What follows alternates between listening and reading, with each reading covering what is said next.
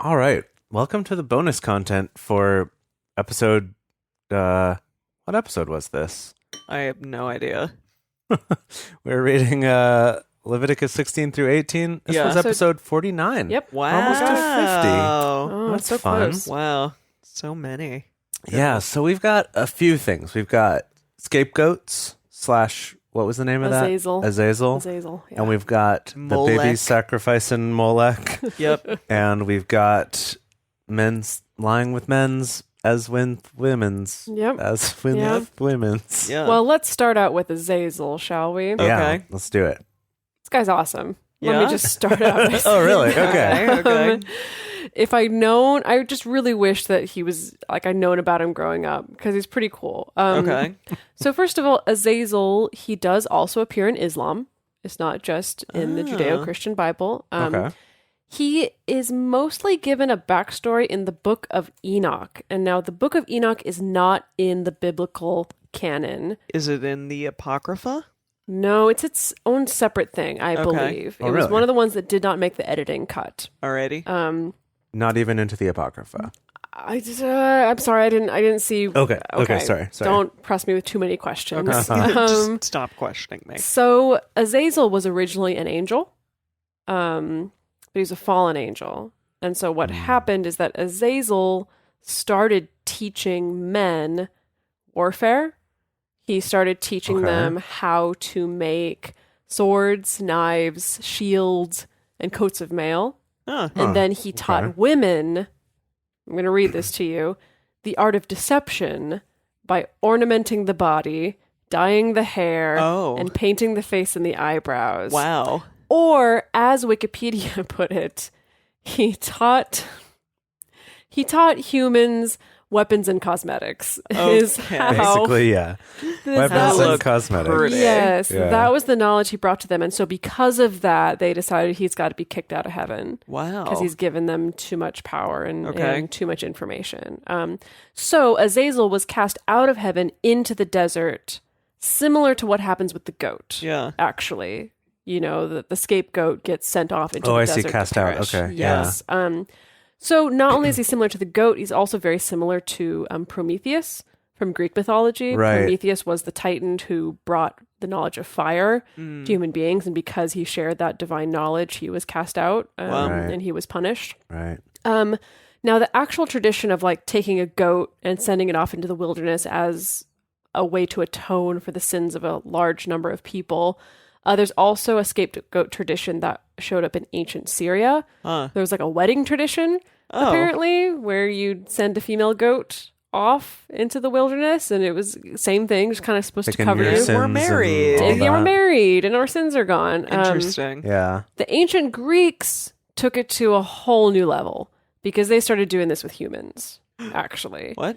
Yeah, it What? started to become not about a goat and more about a person Who was where it's like the city's labeled the scapegoat? yes, where it's like the city's racked with a plague or Whoa. with an assault or something, and there was kind of this belief that like we could put all of the guilt and all the blame on one person, and if we sacrifice one or two people, that can help get rid of whatever's afflicting the city. Wow. Which is basically exactly what we mean by scapegoat today. Exactly. Yes. Like Huh. you've done nothing wrong, but you're going to carry all of the guilt and all the blame. Wow. And so what Wonder they how would they pick that guy. well, okay. So the funny thing is that the way it would go down in Greek dramas is that it was like someone really important, like a king or the king's children. Oh, You would know, be the so scapegoat. yeah. So the stakes were very high. Whoa. Right.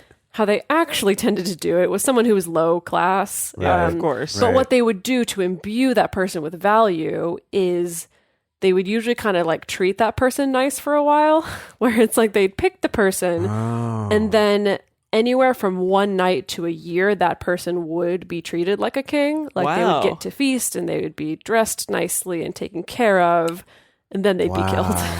and Wait, sacrificed. killed or sent off into the wilderness? The examples that I read all involved killing. Cool. Jeez. Cool. Yeah, they talk about in Abdera, for example, a poor man was feasted and led around the walls of the city once before being chased out with stones. So it seems like could Chased have been away. killed, Yeah. could have just been chased. Right. it seems like there was either straight up sacrifice or yes, being exiled, which would Okay. mean your death most likely. Right. So yeah, that's what I got about Azazel. Wow. Weapons and Goodness. cosmetics and scapegoats. Yeah. Azazel also is a character on Supernatural, the show. Well, he's also a Marvel character as well. Oh. which is weird. I saw that. Yeah. Wait, who is he in a Marvel universe? He's a villain. Oh. Oops, sorry, that's from Supernatural. Where's the one from Marvel? Azazel. He's Wow. not. Yeah, I found it. Okay, Yeah. there's a Wikipedia page. He's a supervillain appearing in. Whoa. He's in. Looks like he's in the X-Men universe. Okay. Yeah, he He's first the appeared in the father- Uncanny X-Men in 2003. He's the father of the X-Men's Kiwi Black and Nightcrawler. Really? Father of Oh. Nightcrawler. Wow. Who knew?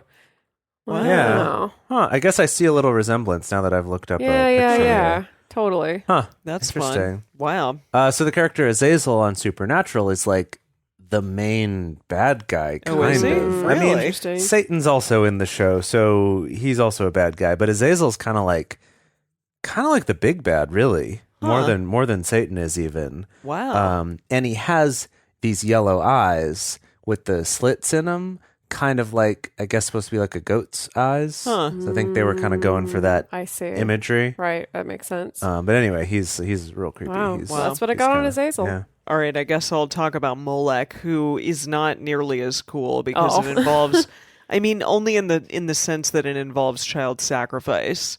So Moloch, Wow. Okay. Yeah. Sorry. Go on. yeah, well, he's a Canaanite god and he's associated with child sacrifice. And he kind of from these pictures looks like some sort of boar, no, like bull, I guess. Bull, maybe. He looks Yeah. like a bull. Okay, yeah. he's got horns. for Okay, Yeah. yeah, he's a bull god. Yeah, exactly. So, rabbinical tradition depicted Moloch as a bronze statue heated with fire into which the victims were thrown. Yikes. But basically, like, he shows up a ton in Leviticus and then later on in Kings and Jeremiah, apparently. Okay. And they talk about, like, these things passing through fire, which I guess are babies. But it also, like, Yikes. talks about it in other things like Plato's Republic. So I just want to read this to you because it's really intense. There stands in their midst a bronze statue of Kronos, which is also known as Moloch, I guess. Its hands extended over a bronze brazier, the flames of which engulf the child. When the flames fall upon the body, the limbs contract and the open mouth seems almost to be laughing until the contracted body slips quietly into the brazier. Thus it is that grin known as sardonic laughter, since they die laughing. Huh? Yeah, What? I don't Wait, know. what? And I'm What? assuming it's a baby, I guess. Also, there's like a picture on this Wikipedia article of Saturn, Jupiter's father, devouring one of his sons. Oh yeah, that's That was the a thing he that's did, a yeah. thing he did. Yeah, this yeah. horrifying like picture of Saturn, which I guess also they're referring to as Moloch devouring the sun. I don't know. Yeah, it's unclear.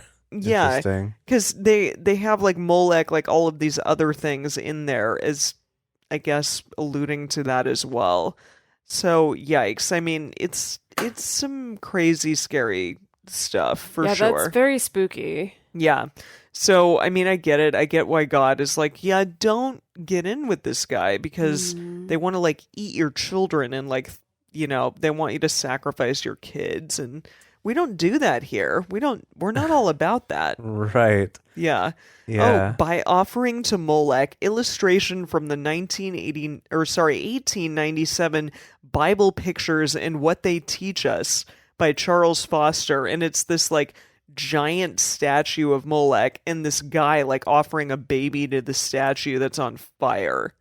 Yikes. Right. Yeah. Throwing babies into this fire statue. Yeah, exactly. So Yikes. apparently, I mean, we were in what, chapter 18 when we heard about Moloch? Yeah. So we're going to hear about him more in chapter 20. He's coming back. Yeah. Yeah. Right. Well, that's a good segue because chapter 20 is also the next time we're going to talk about the verses that are used to talk about homosexuality. Oh, alrighty. I see. So, so Leviticus 18 and 20 are the Yeah. ones. So this current episode and then the next episode will be the ones where those come up. Okay. Okay, so boy, all right, a number of things here. First of all, what's kind of interesting and something that I do remember being pointed out to me before is Yeah. that people talk about homosexuality and as it relates to the Bible quite a bit. And what's interesting is that there are only 6 verses Wow. out of the entire Bible that And this boy talk about is it long. at all. Let's Right? be honest. This is a long book. For comparison, for funsies, there are more than 2,000 verses that talk about money. Wow. Huh. Interesting. Really? Yeah. There's only 6 that are used kind of for this more anti-homosexuality viewpoint. Wow. These are sometimes referred to as the trouble verses, or I've heard them more often referred to as the clobber verses. Clobber? Why? Because they're used to clobber people Yeah. with Huh. an anti-homosexual rhetoric. Yeah, Okay. basically. Yeah, the clobber verses. I've Is heard that it- used before. I'm sorry to jump in here. Yeah. I don't know if you found in your research. My impression has always been that the Bible only ever addresses male homosexuality and never addresses lesbianism, Interesting. Yes, that is also which is correct. a common theme among many very conservative or anti-gay cultures, is Right. that it's like we're really only concerned about men. Right. Because Well, I women, relationships between women women are don't not really real matter. or threatening. Yeah, exactly. And maybe Right. even hot, you know. Yeah. So There's a whole lot of Who cares? exactly. There's a Who whole lot cares? behind Go this. go to town, honestly. yeah, Yeah. yeah. So yeah, first of all, it is Yeah. specifically about men. Yes, there's only 6 verses, and we've now read 2 of the 6. Wow. Jeez, so we're a third of the way through those Yeah, verses. exactly. And next episode we're going to get the 3rd one. Wow. So, Gosh, okay, so halfway. We'll already be halfway through it. So the Wow. first one is Sodom and Gomorrah. Was Genesis Oh. 19:5. Oh yeah. that What did makes they say? sense. But they were thinking that those angels were real sexy. You know? They were sexy dudes Yeah. in disguise. Yeah. So what's interesting about this is that Sodom and Gomorrah, and we even talked about this when we read it, Yeah. where we're like, what really was the thing that they're being was going on, destroyed yeah, for? yeah, Because yeah. we were only ever told they were wicked. Yeah. And then we But get why? this story of them banging down the doors and whatever. What's interesting I learned is that at, I think around 50 AD Uh-huh. or CE, however you want to call it, was the first time that a scholar ever associated homosexuality, or not even that word didn't exist back then, but Yeah. like that having same-sex sex was involved in that. In Sodom and In Gomorrah. Sodom and Right. Gomorrah. I see. Now, the to put first that in time perspective, the we're idea that talking- we come up with the idea of sodomy. We're Yeah. talking over 2,000 years Later. after this was written. Wow. Interesting. Good point. Right?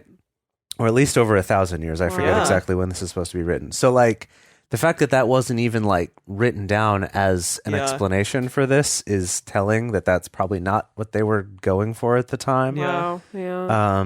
So anyway, yeah, just that one's kind of interesting. Yeah. Like, yes, they talk about the Sodomites wanting to like. Well, this article here also points out what we did about Lot offering up his daughters for gang rape instead of these angels, and it's like, well, that's Apparently that, okay, that's awful, Yeah. but why do we think this has anything to do with homosexuality? Yeah. right. Mhm. So then Leviticus, the one we just read, and we're gonna get one In very 20. similar to it, but maybe even worse next time. So basically, this one's a harder one because there's a few different ways you can go about it. There's either saying like, well, this is just a thing that the Jewish people were going to do differently, right? Like we were mentioning, this is one of the Okay. ways that'll just make them different from other people. Yeah. And it's like, well, if you're going to go with that, well, Sure. it's nothing you can't argue with that. That's Yeah. just what it is. Other people have made the argument that the stuff surrounding this is more about like adultery, promiscuity, and idol worship, and kind of saying like, well, it's like within that context is that it's forbidden. Right. I think I have Okay. heard that. It's like yeah, because they really condemned like temple prostitutes or like Right. sexual intercourse that was done in the service of another god. Interesting. And so it was kind of this Right. idea of like having homosexual sex in the service of another god. Okay.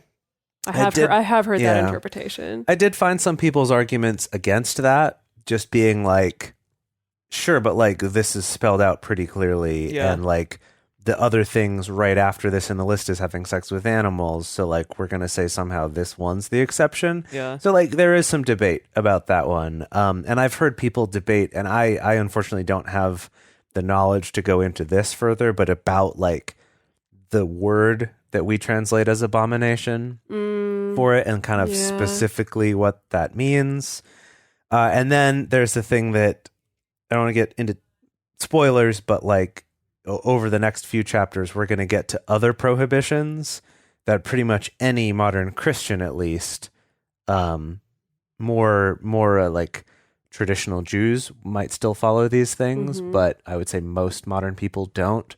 That has to do with like your fabrics and the way you can wear your beard and well, I don't, and we'll get to that sort of stuff later, but kind of saying like, this is in that same list as all of those. Yeah. And we say like, well, who cares about the fabrics? It's like, well, why do we care about this other one? Yeah. Well, So, you know, can I play devil's advocate just based on what I'm reading online? Because as I was also kind of scrubbing through and researching, I came to this site where it linked me to, like, they kind of had some FAQs, and one of them was, aren't we just picking which bits of the Old Testament law apply today? Yeah. And they're like, yeah, that seems like a good argument. And basically they're like, nah. Their argument is that, and this is getting into some spoilers with the New Testament, I won't go into too much detail, but it's going to be a few years. We'll forget it all. It's going to be a few years. So they kind of like, yeah, Levitical law covers a lot of bases, a lot of very specific things. And they make this argument that when Jesus shows up, Jesus comes along and kind of cancels out certain Old Testament biblical laws. So the idea of Jesus is very specific, actually, much later in the New Testament, of being like, hey, you don't got to worry about any of the food stuff. Everything's for you to eat if you want. Yes. So Jesus is kind of like Jesus is kind of coming along being like, here's an update to all the laws. Right. You know, She's got an addendum here. Here's the addendum. Jesus is also, you know, there's kind of the narrative that it's like, well, when Jesus died on the cross, that was the ultimate sacrifice. That's why we don't have to do these like pigeon and lamb sacrifices anymore, is that Jesus's blood covers everything. Yeah. But then they kind of make the argument that it's like, well, Jesus kind of canceled out some parts of the Old Testament laws, but not all of them. So like it changed the way that we worship, but the sexual ethics still applies.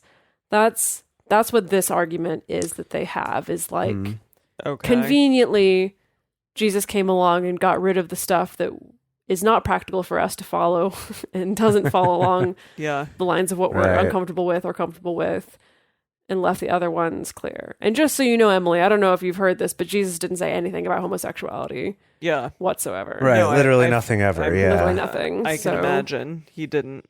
Yeah, but I mean, that's significant because he's also another good example of like verses where Jesus talks about money and charity specifically, and poverty are hundreds and hundreds of verses. Yeah. And homosexuality 0. Yeah. Again, sort of that like, well, but he never said not to. So it is this kind of it is a very interesting thing, and there's definitely a lot of debate. Yeah, but Christ also said to get rid of all your possessions and give everything to the poor. Definitely people ain't doing that. And live a life of poverty following me. The good Christian. You know, so it still falls into the same thing of like you're still picking and choosing, even if you're choosing to think like, well, Jesus cancels out some of these things. Yeah. Like, no, for sure. That is very interesting. Yeah. So it is interesting, and it's I think, you know, it's very personal, obviously, for a lot of people for whom it's like, hey, I've been told something's wrong with me. You know, so that's obviously a pretty serious thing that's very important to a lot of people. I never thought I would say this, but I'm excited for Jesus. I'm excited to get to Jesus because honestly, I think reading through all of the Torah and these old books and reading through Levitical law and kind of knowing a little bit of what's coming with the New Testament it's really highlighting for me how revolutionary and disruptive Jesus was when he's like, hey, throw out these laws. hey, you know, like, Oh yeah. Yeah. you know, you don't need to make these sacrifices. Hey, do this. It's like, it's really putting in perspective for me, like, oh, wow, like, Yeah. He was very radical. super radical. Right. Yeah. Yeah. He's a radical dude. Yeah. Cool. Yeah. Well, So anyway, of those 6 clobber verses, we're going to get to the third one next week, Mm-hmm. and then we won't get to another one until the New Testament. wow. So All right. this is it. There's 3 in the New Testament, none of which are Jesus. 3 in the New Testament, Then it's 3 in the all Old Paul. Testament. No, No, not Paul. it's not any of the Gospels at all. No, Paul's not in the gospel. He's the letters Oh, you're of right. Paul. I'm sorry. Yeah. I was thinking of Yeah, one no, of the not other the ones. gospels. Yeah. Yeah. No. Yes, it is. It's gonna be. Wait. Where is it? Timothy, Mm-hmm. I Corinthians, think which also is Romans Paul, as well. and Romans. Yeah. So Romans and Corinthians are both Paul, and then Timothy is Timothy, I guess. Mm-hmm. I assume Timothy wrote that Yeah. one. I don't know. We'll find out. All right, everybody. Wow. Thank you for joining us for this road down a bunch of roads. I thought the here. New Testament was all Jesus, but I guess it's not. He's actually a relatively short percentage of it. Yeah. Wow, but Yeah. that's all that people talk about. Jesus. Well, Jesus. he's- He's a big deal. He is a big deal. Like we is a said, big he was a deal. revolutionary. Yeah. Okay. Yeah. He was the Ooh, I'm excited for Revelations. yeah, you got a long ways to Yeah. wait, but You're yes. like, yeah, we'll stay excited It does for get pretty a few years. conceptual at the end there, I will tell you. It does get very abstract and just Wacky? bonkers. Wacky, yeah. Just bonkers at the end. Cool. All right. right. We Looking will forward. see y'all, next week. Yeah.